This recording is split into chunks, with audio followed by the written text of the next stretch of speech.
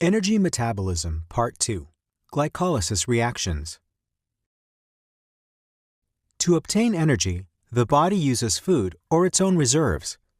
The main sources of energy are sugars and fats. This Chalk Talk episode looks at how the breakdown of sugar yields energy in the form of ATP. The process responsible is glycolysis. Its name already pretty much gives it away. In this metabolic process, glucose, whose name is derived from the Greek word glykos meaning sweet, is gradually lysed, that is, degraded. Glycolysis occurs in the cytosol of cells and yields pyruvate as the end product. Pyruvate is converted to acetyl-CoA and can enter the citric acid cycle. If we look at glycolysis from a chemical perspective, it's the cleavage of a C6 unit into two C3 units. This process comprises 10 steps. Now, let's take a closer look at the reactions involved. If you'd not only like to see the names of the substances, but also the molecular structures, then click on Dieter's red molecule. You can hide these structures at any time by clicking on the molecule again. So let's get started. In the first reaction, glucose is converted into glucose 6-phosphate. This reaction activates glucose. In other words, glucose now contains an energy-rich bond, just like ATP, which was shown in the previous Chalk Talk episode. The phosphorylated glucose can no longer exit the cell because there are no transporters available. This reaction also helps maintain a low amount of intracellular glucose, which facilitates further glucose uptake by the cell. The phosphate required for this reaction stems from ATP. So in the beginning, glycolysis consumes energy despite it being a process that provides energy. At first, this results in a negative energy balance. The enzyme catalyzing the first reaction step is hexokinase. Hexokinase is one of 3 key enzymes involved in glycolysis. That is, it's an irreversibly acting enzyme. Its activity can decisively regulate the glycolytic pathway. We'll take a closer look at the regulation processes in Part 3 of our course on energy metabolism. In the next step, the 6-membered ring is converted to a 5-membered ring. That is, glucose 6-phosphate is converted to fructose 6-phosphate. The enzyme catalyzing this reaction is glucose 6-phosphate isomerase. In step 3, sugar is phosphorylated a second time using an additional ATP molecule, resulting in fructose 1,6-bisphosphate. This further reduces the energy balance of glycolysis to a total negative balance of 2 ATP molecules. The enzyme catalyzing this reaction is phosphofructokinase 1. It's also an important key enzyme of glycolysis. Because the conversion reaction to fructose 1,6-bisphosphate is the slowest in the entire glycolysis process, it's the rate-limiting step of glycolysis.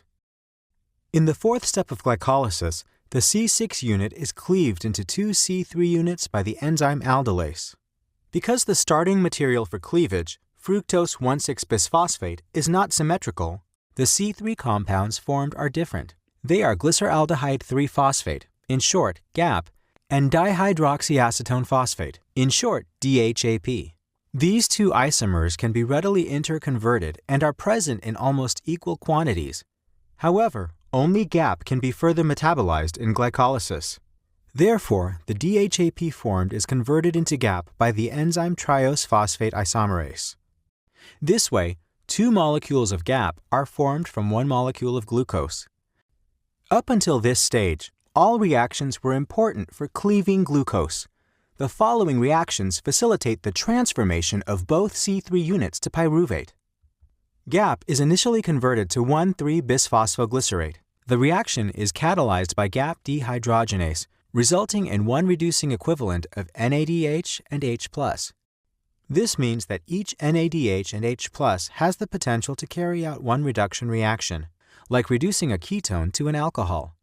To do so, it needs to transfer 2 electrons and protons.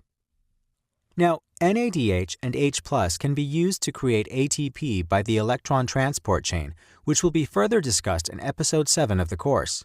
For now, let's just add it to our energy balance. 2 molecules of GAP are formed from 1 molecule of glucose, producing a total of 2 reducing equivalents of NADH and H+. There's another important aspect for the energy balance. the phosphate group transferred to GAP does not stem from ATP but from the cell's phosphate stores. Therefore, no energy is consumed in this reaction. In contrast, this phosphate group can be later transferred to ADP during the seventh and reversible step of glycolysis. Therefore, the reaction provides energy. So from each glucose molecule, 2 molecules of 1,3-bisphosphoglycerate are formed, with the reaction, therefore, yielding 2 molecules of ATP per glucose molecule. With this, the balance of ATP is leveled. The energy required for forming ATP is obtained when phosphate is cleaved from the molecule, breaking an energy-rich bond. Such a transfer of phosphate from an energy-rich metabolic intermediate to ADP is termed substrate-level phosphorylation. Let's go back to the glycolysis process. In the 7th step, 3-phosphoglycerate is formed. The enzyme catalyzing this reaction is correspondingly termed phosphoglycerate kinase. In the 8th reaction step, the remaining phosphate group in the molecule is shifted, forming 2-phosphoglycerate. The enzyme involved is termed phosphoglycerate mutase. Subsequently, water is cleaved from 2-phosphoglycerate by the enzyme enolase in the 9th step of glycolysis. The resulting phosphoenol pyruvate is an unstable molecule and can transfer its phosphate group more easily than 2-phosphoglycerate. This transfer takes place in the 10th and final step of glycolysis, in which phosphoenol pyruvate is converted into pyruvate. The enzyme responsible for this reaction is pyruvate kinase. Again, this reaction transfers the phosphate group to ADP, forming ATP. So the final step of glycolysis yields an additional 2 molecules of ATP per molecule of glucose. Now what does this mean for the overall balance of energy of glycolysis? Each molecule of glucose yields 2 ATP and 2 NADH and H+. Because the final phosphate group transfer is an irreversible reaction, pyruvate kinase is also a key enzyme of glycolysis. Back to pyruvate again. Following glycolysis, pyruvate dehydrogenase converts pyruvate to acetyl-CoA. During this irreversible reaction, 1 molecule of carbon dioxide and 1 NADH and H+ reducing equivalent are formed.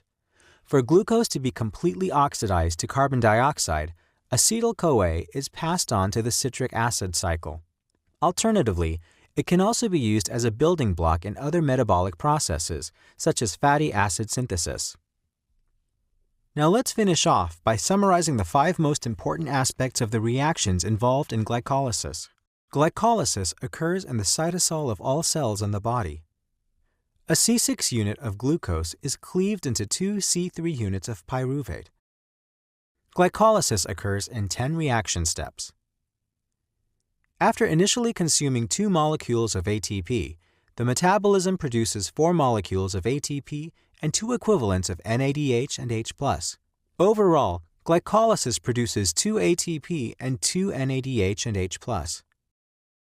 The 3 key enzymes of glycolysis are hexokinase in step 1, phosphofructokinase 1 in step 3, and pyruvate kinase in step 10. Would you like to know how these reaction steps are regulated and adjusted to the body's energy needs? Then stay tuned for the next episode in our biochemistry course. But first, we've prepared a quiz for you.